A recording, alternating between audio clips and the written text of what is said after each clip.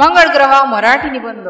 मंगळ ग्रह ज्याला लाल ग्रह म्हणून ओळखले जातो, आपल्या सौर मंडळातील सूर्यापासून चौथा ग्रह आहे। हा ग्रह नेहमीच मानवाच्या कुतूहलाचा आणि संशोधनाचा विषय राहिला आहे। मंगळाच्या लालसर रंगामुळे तो आकाशात सहज ओळखला जाऊ शकतो। हा रंग त्याच्या जमिनीतील असलेल्या लोह संयुगामुळे आयर्न ऑक्साईड निर्मिती झाला आहे। ही मंगळ ग्रहाच्या व्यासाचे पृथ्वीच्या अर्ध्यापेक्षा किंचित कमी आहे। या ग्रहावर सौर मंडळातील सर्वात मोठा ज्वालामुखी ओलिम्पस मॅग्नस आहे, जो 21 किलोमीटर उंच आहे।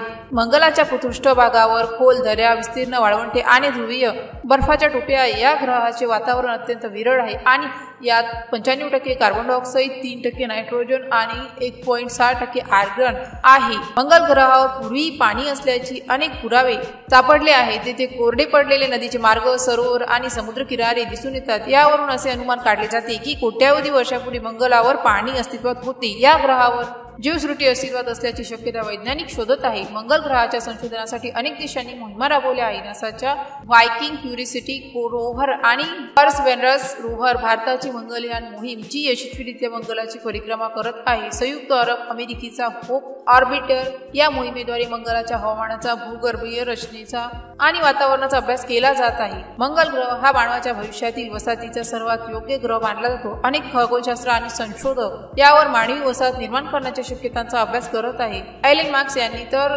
2050 पर्यंत मंगळावर मानवी वसाहती निर्माण करण्याची धाडसी दृष्टी ठेवली आहे। मंगळावर वसाहत करण्यासाठी अनेक आव्हाने आहेत। अत्यंत कमी तापमान, सरासरी 60 अंश सेल्सिअस, कमी वातावरणी दाब, सौर विकिरणापासून संरक्षणाचा अभाव, ऑक्सिजनची कमतरता।